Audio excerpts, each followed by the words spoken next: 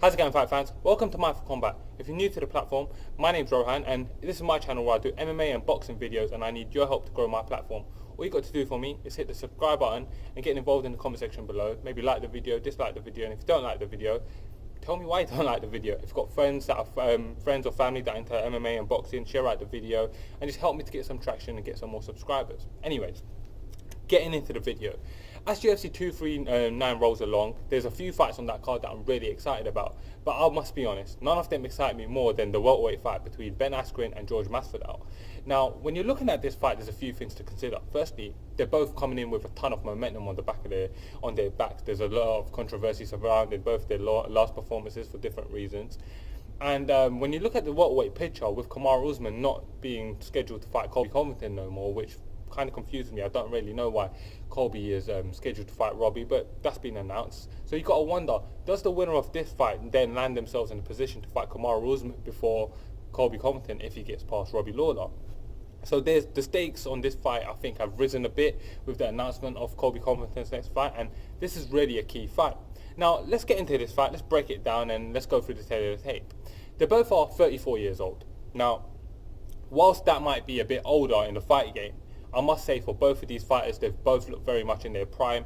When you look at both of their most recent fights, Ben Askren hasn't taken too much damage throughout his career. Well, maybe in the last fight he did, but historically throughout his career, when he fought with one championship, when he fought with Bellator, he never took too much damage, so he's done well. Whereas Jorge Masvidal, you know, he's had tons of fights, he's maybe had a few losses, but you've got to still consider him fresh when you look at how well he's been fighting, particularly his most recent performance. Ben Askren comes into this fight with a record of 19 wins and no losses. Jorge Masvidal has a very, very experienced mixed martial arts record of 34 wins and 13 losses. Jorge Masvidal's also boxed professionally. Obviously, he's had them street fights that are very well known now. And he's got a lot of grappling experience as well, so they are very, very experienced fighters. Jorge Masvidal stands an inch taller at 5'11" than Ben Askren, who's 5'10", and he also has a 2-inch reach advantage over Ben Askren with a 74-inch reach, and Ben Askren's got a 72-inch reach. Now, that's something that we got to note because Ben Askren's going to be a huge striking discrepancy against Jorge Masvidal anyway, and I got to assume that Jorge Masvidal's going to want to utilize his stand-up in this fight. When we're looking at their styles, Ben Askren's most definitely, you can just categorize him as a wrestler. He's going to want to take Jorge Masvidal down, whilst Jorge Masvidal is going to want to... Well, Jorge Masvidal's got an all-round very complete game, but I believe where he shines is his stand-up, and that kind of shows in his best wins in his career. His best wins are over strikers, so I feel like he's a more exceptional striker than most all of his other games. I don't know if I'm articulating myself here, but I know what I mean. Anyways, let's look at some of their key wins. So there's this misconception that because Ben Askren hasn't fought in the UFC, he hasn't beaten no one of note. But no, actually he's got tons of key wins beyond Robbie Lawler, which is one of his key wins. But he's also beaten Shinya Aoki, who's one of the most decorated and greatest lightweight fighters to have never fought in the UFC. He's beaten Andrei Koreshkov, who's a former Bellator welterweight champion, and beat Ben Henderson, and you know he's a real good fighter. He's also beaten Douglas Lima, who's a 2-time Bellator welterweight world champion, and I'm picking to beat Rory MacDonald in their rematch. He's just an animal.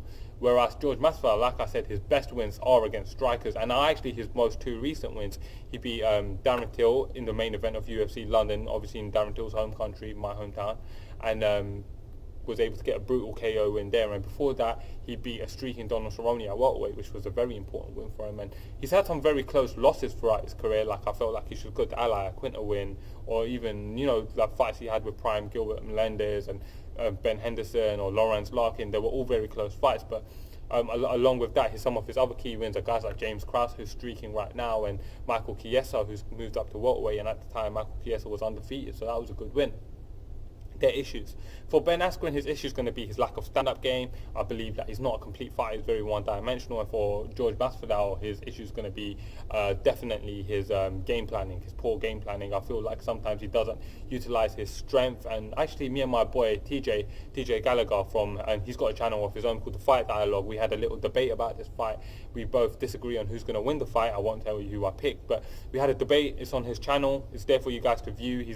He's a real knowledgeable fight fan, and you guys should really check it out and give him some love while you're there. Anyways, the X factor's coming into this fight. For Ben Askren, his X factor is going to be his size, strength, his wrestling. He's obviously fought much heavier than Jorge Masvidal has. Jorge Masvidal, who was fighting at lightweight not that long ago, and then Ben Askren in one championship was weighing in at 185. Now, obviously, with the weight cutting rules, is a bit different there. He weren't a true 185er, but he fought as heavy as 185, whereas Jorge Masvidal was obviously fought as low as 155. His wrestling is going to be key as well, and then for Jorge Masvidal, his X factor is going to be his striking. My prediction. Now, how do I see this fight going? Now, this is where it gets interesting.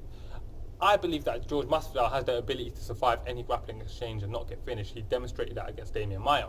What he also demonstrated against Demian Maia was that he can be held and wrestled, he can be controlled. Now, Demian Maia, I wouldn't say has the... Whilst Ben Askren, no, is not the submission specialist that Demian Maia is, I believe that Demian Maia doesn't have the strength or the wrestling technique to be able to control someone like Ben Askren does. Do I think Ben Askren can finish this fight? No. Do I think Jorge Masvidal has more tools to finish this fight? Yes. Jorge Masvidal has also shown us he can grapple. He's finished Michael Chiesa by submission, who's a good wrestler, but he's not the wrestler on the same caliber of Ben Askren. I feel like Ben Askren can come out and follow Demian Maia's blueprint to be able to beat Jorge Masvidal, but I believe that Jorge Masvidal should be able to survive being finished. For my official prediction, I'm going to go with Ben Askren to be able to come out there, latch on to Jorge Masvidal for dear life, and be able to hold him in position, take him down, and grind out a win over like a unanimous decision win. It might not be the most exciting win, but I do feel like Ben Askren has the tools and the means to be able to get it.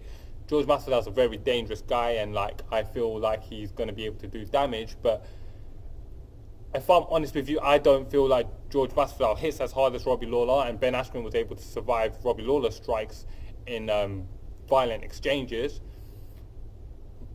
Now, what he has advantages over Robbie Lawler. I believe that he's a more technical, proficient striker than Robbie Lawler, but he's not as explosive and as powerful as Robbie Lawler. So if Robbie Lawler weren't able to knock out Ben Askren, I don't feel like Jorge Masvidal is going to be able to knock out Ben Askren. And if Demian Maia can control Jorge Masvidal, I believe that Ben Askren can control Jorge Masvidal. Also, I don't believe that Jorge Masvidal is going to come in with the best game plan for this fight. That's been one of the things that's hurt him his whole career, and I don't feel like he's going to be changing that so late in his career. He might surprise me. He might come out here and fight to perfection and be able to get the win, but I have to go with Ben Askren to get the win. So anyway, fight fans, comment below. Let me know how you see this fight going. Let me know what you thought about my breakdown, and like the video, dislike the video, share it out, whatever you want to do. I need the support, and just comment below, engage with me. Thank you guys. Mind for Combat.